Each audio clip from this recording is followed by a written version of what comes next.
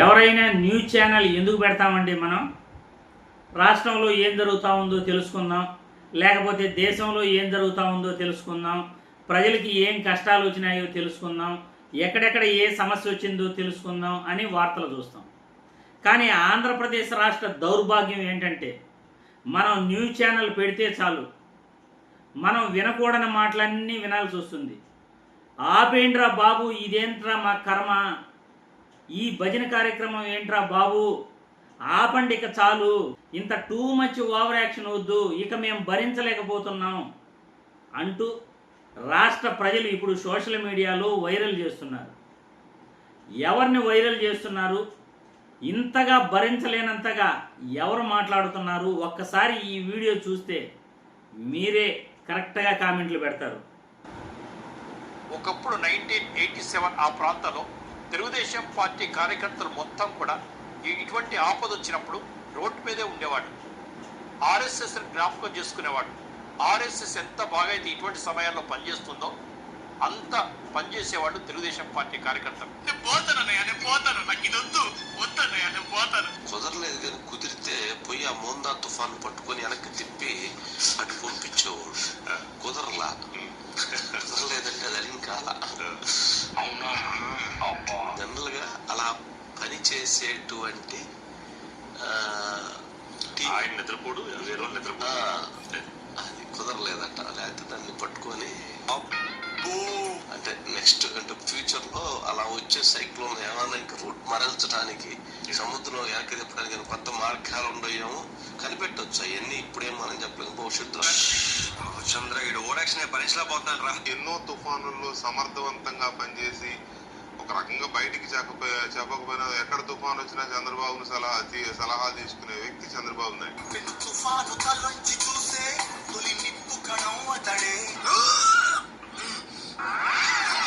ప్రపంచం మొత్తానికి ఒక విషయంలో అత్యద్భుతమైనటువంటి స్పష్టత ఉంది. అదేంటంటే ప్రకృతి విపత్తులని హ్యాండిల్ చేయడంలో నారా చంద్రబాబు నాయుడు గారికి మించినటువంటి వ్యక్తి మరొకరు లేరు.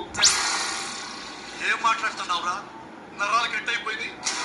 అది మీకు అతిశయం కనిపించిన మన బాస్ బాబు అని అనేవాళ్ళు. ఆ రోజు ఇంత సాంకేతికంగా మనం అభివృద్ధి చెందలేదు, సెల్ ఫోన్లు లేవు. చూశారు కదండి, నేను చెప్పిన దాంట్లో ఏమైనా తప్పుందా?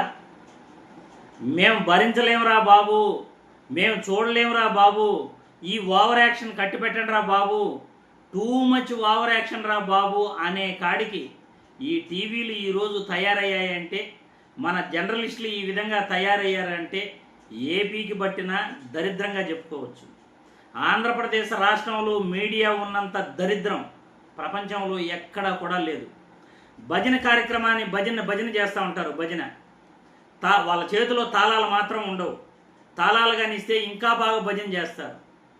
వార్తలు చూడడానికి టీవీలు పెడితే ఇలా భజన కార్యక్రమం చంద్రబాబును పొగడటానికే వీళ్ళు ఉన్నారా అనేంతగా భజన చేస్తూ ఉంటే, రాష్ట్రంలో ఏ ముఖ్యమంత్రి ఏమీ చేయలేదట. తుఫాను వస్తే చంద్రబాబు నాయుడే చేస్తాడంట. ప్రపంచంలో అందరూ కూడా చంద్రబాబు దగ్గరే సలహాలు తీసుకుంటారంట. ఇంతగా too much over action social మీడియాలో వైరల్ చేసినట్లు ఇంత టూ మచ్ ఓవర్ యాక్షన్ వీళ్ళు చేయాలా? టీవీలు చూసేది, న్యూస్ ఛానల్ చూసేది మీ ఓవర్ యాక్షన్ చూడడానికేనా? చెప్పండి, ప్రజలే చెప్పండి, కామెంట్లు పెట్టండి. ఒకరు కాదు, ఇద్దరు కాదు, చంద్రబాబు అనుకూల మీడియా ఏ టీవీ ఓపెన్ చేసినా చంద్రబాబు భజన కార్యక్రమం తప్ప అందులో వార్తలు ఎక్కడున్నాయి, ప్రజా సమస్యలు ఎక్కడున్నాయి, రాష్ట్రంలో ఏం జరుగుతూ ఉంది అని వీళ్ళు ఎక్కడ చెప్తున్నారు? ఒకటి భజన కార్యక్రమం, లేకపోతే జగన్మోహన్ రెడ్డిని తిట్టే కార్యక్రమం. ఈ రెండే వాళ్ళకి తెలిసిన విద్య. ఇక ప్రజా సమస్యలు రాష్ట్రంలో లేవు. మోంతా తుఫాను వచ్చిందేమో కానీ ఒక్కరు కూడా ప్రజల దగ్గర లేరంటే అతిశయోక్తి కాదు. ప్రజల దగ్గర లేరు కానీ టీవీల్లో మాత్రం చంద్రబాబు అధికారులతో మాట్లాడుతున్నట్టు, అధికారులతో ఆయన ఏదేదో చేసేస్తున్నట్లు, వీళ్ళు తుఫాను వస్తే చంద్రబాబు తప్ప ఇంకెవరూ దిక్కులేదన్నట్టు. హుదూద్ తుఫాను వచ్చినప్పుడు చంద్రబాబు దిక్కైనాడట. హుదూద్ తుఫాను వచ్చినప్పుడు 1000 కోట్లు కేంద్రం ఇచ్చిన నిధులు దుర్వినియోగం చేశాడు. ప్రజల దగ్గర ఫండ్స్ వసూలు చేసి అది కూడా ప్రజలకు అందలేదు, బాధితులకి, తుఫాను బాధితులకు అందలేదు అని విశాఖపట్నంలో గగ్గోలు పెడితే కేంద్రం లెక్కలు చూపించమని చంద్రబాబుని అప్పట్లో అడిగితే ఎన్డీఏ నుండి బయట వచ్చేశాడు. అప్పుడే మోడీ గారిని చంద్రబాబు తిట్టడం జరిగింది. హుదూద్ తుఫాను కారణంగా లెక్కలు అడిగిన దానికి చంద్రబాబు కేంద్రానికి లెక్కలు చెప్పలేదు అని ఇప్పటికి కూడా రాష్ట్ర ప్రజలందరికీ తెలుసు. బహుశా ఈ తరం వాళ్ళకి తెలియకపోవచ్చు. హుదూద్ తుఫాను బాధితులకి ఒక్క పైసా కూడా ఇవ్వకుండా కేంద్రం ఇచ్చిన సహాయాన్ని ఏ విధంగా తినేశారో ప్రజలు కూడా పెద్ద ఎత్తున విరాళాలు ఇచ్చారు. దాన్ని కూడా ప్రజలకు అందలేదు. విజయవాడలో బుడమేరు ఏరు వల్ల విజయవాడ ప్రమాదం ఎలా జరిగిందో, ప్రజలు ఎంత ఇబ్బందులు పడ్డారో ఇప్పటికి కూడా ఎవరు మర్చిపోలేదు. ఇటువంటి చంద్రబాబు గారిని తుఫాను వస్తే ఈయన సలహాలే అందరూ తీసుకుంటారు అని భజన కార్యక్రమం చేస్తున్నారు. వాస్తవాలు చెప్పండి అయ్యా బాబు అంటే ఈ భజన కార్యక్రమం చూడడానిక ప్రజలు మీ టీవీలు చూసేది. మీ టీవీలు అందుకైనా ఓపెన్ చేయాల్సింది. ఇంత చండాలమైన మీడియా రాష్ట్రంలో ఉంది, దేశంలో ఎక్కడ కూడా ఇటువంటి మీడియా లేనే లేదు అని ఖరాఖండిగా నేనైతే చెప్పగలను.